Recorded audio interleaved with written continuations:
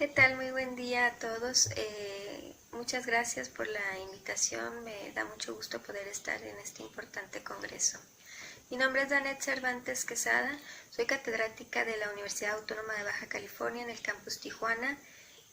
Trabajo en la carrera en la licenciatura en comunicación impartiendo materias de teoría y de metodología, específicamente la cualitativa. Entonces, el trabajo que quiero comentarles el día de hoy tiene que ver con esta nueva modalidad que estamos viviendo, nueva normalidad, como se ha llamado, ¿no? A partir de la pandemia tuvimos que replantear nuestra existencia y como individuos y hacer cambios en todos los ámbitos de nuestra vida, el económico, el laboral, el social y el educativo, precisamente, que es el que me compete en esta plática. En el término, los procesos de enseñanza-aprendizaje ha habido un gran cambio que ha requerido esfuerzos conjuntos de los padres de familia o cuidadores y de los docentes para poder continuar con las clases y con la enseñanza a los jóvenes.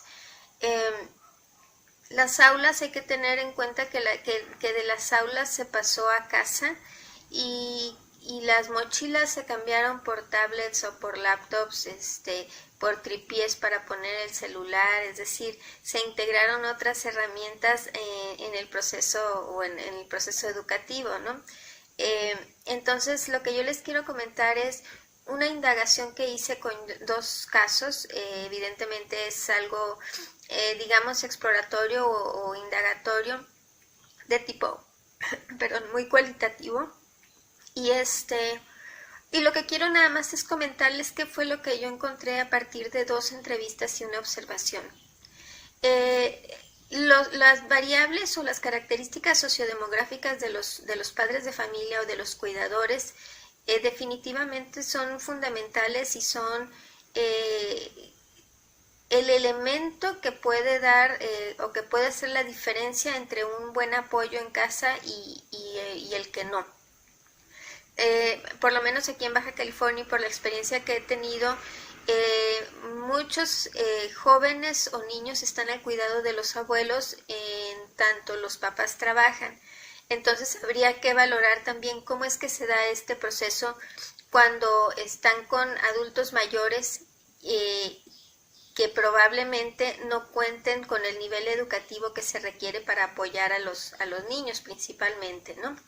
Entonces, yo hice dos entrevistas. La primera es una mamá de 33 años que es abogada, aunque no ejerce, está dedicada al hogar.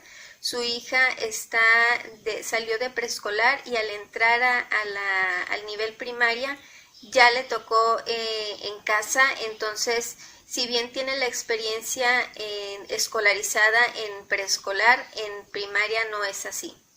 La segunda entrevista lo hice a otra mujer de la misma edad, pero en la anterior está presente la figura paterna, en la segunda tiene la misma edad, pero el nivel educativo es de preparatoria inconclusa y la figura paterna no está, ¿sí? Y trabaja en el sector manufacturero aquí en Tecate.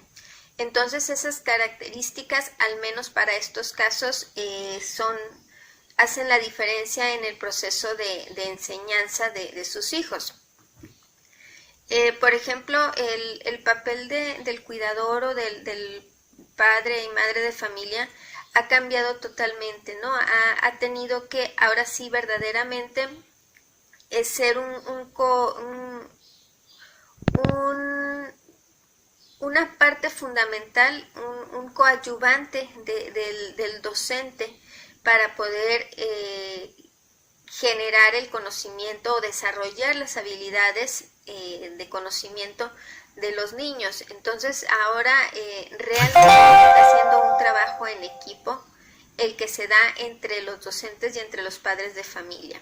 Entonces aquí hay una relación que está cambiando su forma y nos ha obligado también al tema de la alfabetización digital. Las herramientas ahora para trabajar, además de las computadoras y de las tablets, estamos con las aplicaciones. Los maestros han tenido que recurrir a WhatsApp, a grupos de Facebook, a clases en Meet, en Blackboard, en Zoom, es decir, todas las plataformas digitales que hay a la mano y todas las herramientas digitales con las que podemos contar han sido tomadas y los docentes han tenido que adaptarse en muy poquito tiempo a dichas plataformas. Los alumnos también y con ellos los padres de familia. Cuando estamos hablando de niños, pues son los padres de familia quienes tienen que aprender a utilizar las plataformas para luego enseñarle a los niños que puedan utilizarla. Por otra parte, hay una relación a través de principalmente de la aplicación WhatsApp para establecer la relación entre los docentes y los padres de familia, ¿no? Entonces se generan estos grupos en donde el docente va dando instrucciones o va mandando actividades para que los padres de familia las trabajen en casa con los niños. En la entrevista 1, por ejemplo, que aparece la figura paterna, él se encarga de todos los ejercicios que tienen que ver con educación física, porque les mandan ejercicios que ellos tienen que realizar y tienen que tomar video y se envía el video de este trabajo. Entonces, digamos que la mamá se ocupa de lo que tiene que ver con las demás clases y lo que corresponde a educación física es el papá quien se ocupa, ¿no? La relación entre docentes y alumnos se ha visto muy afectada. En el caso de la entrevista 1, tienen 2 sesiones virtuales a la semana, entonces el niño es capaz de visualizar en la pantalla todas las fotografías de todos sus compañeros, más bien con cámaras abiertas, y por lo menos los conoce, pero no hay esta interacción, no hay una conversación entre los alumnos, entre ellos, la relación alumno-alumno. Si bien en esta clase que pude observar hay una interacción del docente con los alumnos, con algunos ejercicios y pidiéndolos que los respondan,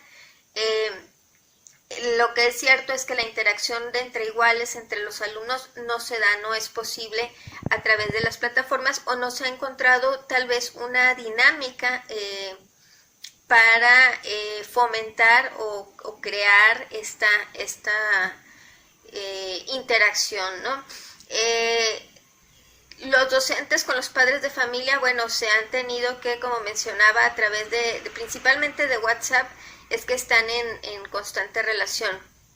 La práctica de los docentes han tenido que aprender a desarrollar, si bien es seguro o es probable que muchos ya lo dominaran, han tenido que desarrollar habilidades de alfabetización digital sobre la marcha, lo mismo que los padres de familia y que los niños.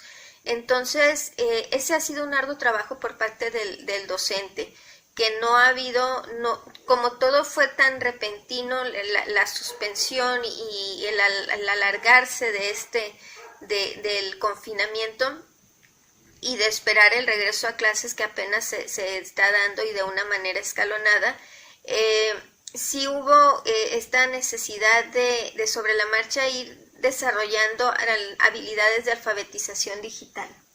Entonces les decía, en esta primera entrevista lo que yo encuentro es que sí hay 2 sesiones en línea, sí hay interacción entre el docente y los alumnos porque les va haciendo preguntas que ellos deben de responder. Hay una atención adecuada por parte de los padres de familia hacia el aprendizaje de su hija y entonces eso como resultado tiene que aun cuando la niña no entró al primer año de primaria, ella logró aprender a leer teniendo solamente 2 sesiones. Pero esto se debe también al apoyo que están dando los padres, es decir, que están constantemente al pendiente y que están al pendiente de las tareas, de que se hagan las tareas, de que la niña estudie. Entonces, en este caso, el papel, me parece, de los padres de familia juega muy a favor, ¿no?, del proceso de enseñanza-aprendizaje. La mamá me dice que cuentan con un grupo de WhatsApp en donde la maestra les va dando indicaciones y van trabajando con los libros de texto gratuito. En el segundo caso, tenemos a una madre de familia que, como les decía, trabaja en el sector manufacturero y trabaja de 4 de la tarde a 2 de la mañana, más lo que hace en traslado, 2:30, casi 3 de la mañana. Entonces, no hay una atención específica para el niño, para ayudarle con las tareas y para dedicarle tiempo. En el primer caso, lo que vi fue que la niña tenía un espacio dedicado a su estudio, un escritorio, la computadora, todo a la mano. En el caso de la segunda entrevista, el niño no dispone de un espacio específico para estudiar, sino que es en cualquier lugar de la casa en donde pueda encontrar en determinado momento un lugar, ¿no? Pero la otra también es la interacción del docente.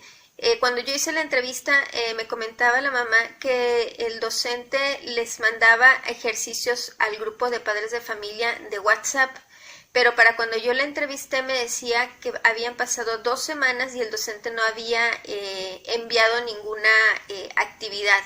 Entonces, aquí vemos una práctica distinta entre la primera, que la maestra hace 2 sesiones en vivo y está en constante comunicación con los padres de familia. En esta parte, el docente solamente enviaba actividades, pero cada 15 días o cada semana, no era tan constante, es lo que me decía la mamá. Por otra parte, que me resultó muy sorprendente e interesante, o preocupante más bien sería la palabra, es que en el segundo caso el niño presenta a lo largo de este tiempo un problema de obesidad, es decir, me decía su mamá que el niño en este tiempo ha tenido un incremento de 10 kilogramos en su peso, es decir, está con sobrepeso. Y esto se debe principalmente a que no está yendo a la escuela, no tiene actividad física, sino que estamos hablando de un sedentarismo que está en casa todo el tiempo. Entonces, me parece que este tema de la alfabetización digital y de la enseñanza, los procesos de enseñanza-aprendizaje en la nueva normalidad y lo que sucedió en pandemia, nos ofrecen un área de oportunidad muy amplia y muy interesante para aprender sobre lo que está ocurriendo, pero también para crear políticas públicas en torno a ello y crear programas que nos ayuden con el sedentarismo, programas que nos ayuden con la alfabetización digital. Habrá que ver también si los alumnos que no entraron al sistema presencial, al hacer el cambio de educación en casa a educación en la escuela, se van a ver si se van a adaptar, porque ellos en 1 año, en 2 años no han desarrollado habilidades de integración con otros alumnos, porque a través de la pantalla no se da. Entonces también sería interesante, bastante interesante, el poder revisar qué va a pasar con estos niños que salen del kinder y de pronto la primaria, los 2 primeros años se dan en casa, ¿no? Entonces, el papel de los papás también, les decía, la primer niña, el primer caso, la niña aprendió a leer, en el segundo caso no aprendió a leer, sigue con problemas de lectura y de escritura. Entonces, el papel de los papás también es importante y el de los docentes.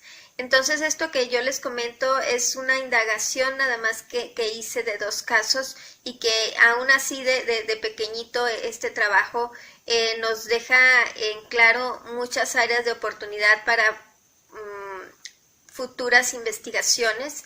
Y me parece que desde lo cualitativo sería muy interesante porque podríamos tener un acercamiento fenomenológico y comunicacional para entender qué es lo que ocurre y cómo se puede mejorar, ¿no? Entonces, hasta aquí mi comentario y agradezco a todos la participación.